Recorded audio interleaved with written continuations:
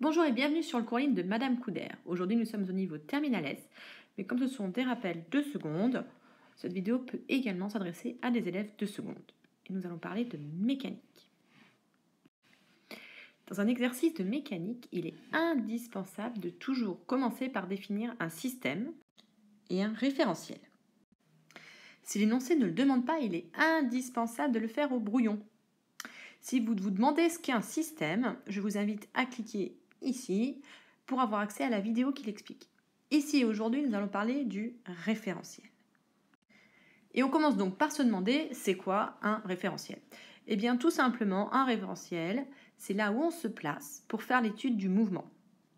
Comme par définition, le mouvement du référentiel choisi sera nul, on peut aussi dire que le référentiel, c'est tout ce qui est immobile lors de l'étude du mouvement. Le plus simple pour comprendre est encore de prendre un exemple. Imaginons je suis assise dans un TGV tranquillement en train de lire mon journal. Quelle est donc ma vitesse? On voit tout de suite que la réponse dépend du référentiel. Si je me place dans le TGV, le sol ne bouge pas, les fauteuils sont tous immobiles, comme je suis assise, ma vitesse est donc nulle. On va dire que ma vitesse est nulle dans le référentiel TGV.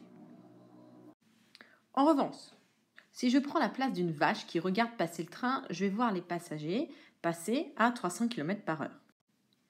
Parce que là, c'est le sol avec son herbe verte qui est considéré comme immobile, pas le sol avec la moquette de TGV. Je vais donc dire que ma vitesse dans le référentiel du sol, que l'on appelle aussi le référentiel terrestre, celui où le sol est immobile, eh bien on va dire que ma vitesse dans ce référentiel est de 300 km/h. Donc en fait, le référentiel, c'est l'endroit où se place l'observateur. Et pour que tout le monde comprenne de quoi on parle quand on va décrire le mouvement, on associe à ce référentiel un repère orthonormé.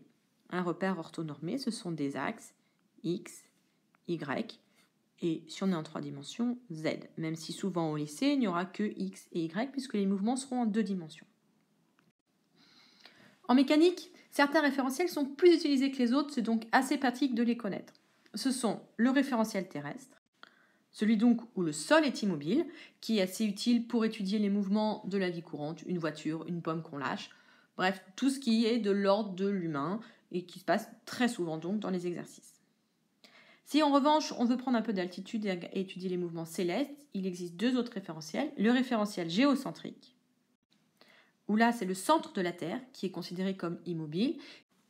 Cela permet par exemple d'étudier les mouvements de la Lune. Et un dernier référentiel, le référentiel héliocentrique, où là, c'est le Soleil qui est considéré comme étant immobile. Ça sert donc par exemple à étudier le mouvement de la Terre autour du Soleil ou des planètes dans le système solaire. Donc c'est vraiment le référentiel qu'on utilise pour les mouvements dans le système solaire. Il reste une subtilité à comprendre pour réussir ces exercices de mécanique, le référentiel galiléen. Référentiel galiléen, c'est un mot très compliqué pour juste dire référentiel où on peut appliquer les lois de la physique, notamment le principe d'inertie. Et en fait, vous vous en doutez, c'est assez pratique d'appliquer les lois de la physique dans un exercice de mécanique. Donc, on ne va travailler au lycée que dans des référentiels galiléens. On fera donc attention au moment où on définit son référentiel à bien vérifier que celui-ci est galiléen. D'où la question, comment reconnaître ces fameux référentiels galiléens? La façon la plus simple, c'est d'aller dans ce référentiel et de fermer les yeux. Si on ne sent pas de mouvement, c'est que c'est un référentiel galiléen. Par exemple, vous êtes tranquillement chez vous, dans votre chambre, en train de regarder cette vidéo. Fermez les yeux. Allez-y, fermez les yeux. Vous n'avez pas l'impression de bouger. Et bien tout simplement parce que pour des temps et des mouvements pas trop longs, le référentiel terrestre est galiléen.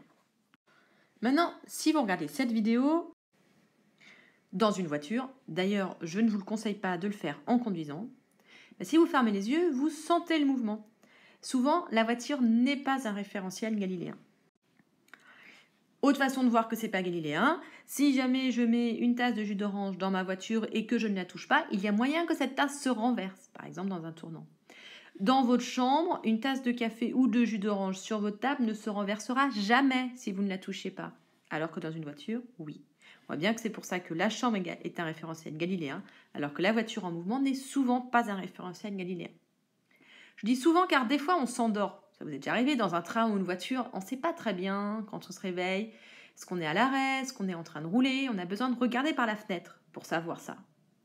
Ça, c'est dû à une propriété des référentiels galiléens. Un référentiel en mouvement rectiligne uniforme par rapport à un référentiel galiléen est un référentiel galiléen. Et voilà, quand la voiture est en ligne droite sans accélérer ni freiner, c'est un référentiel galiléen, ou presque. On peut lire dans la voiture et même parfois ne pas se rendre compte qu'elle bouge.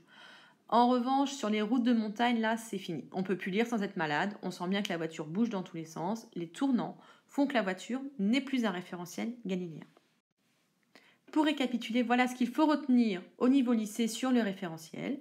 Avant d'étudier le mouvement d'un système, il est nécessaire et indispensable de définir un référentiel. Ce référentiel est immobile, par définition, et muni d'un repère orthonormé. Et il doit être galiléen.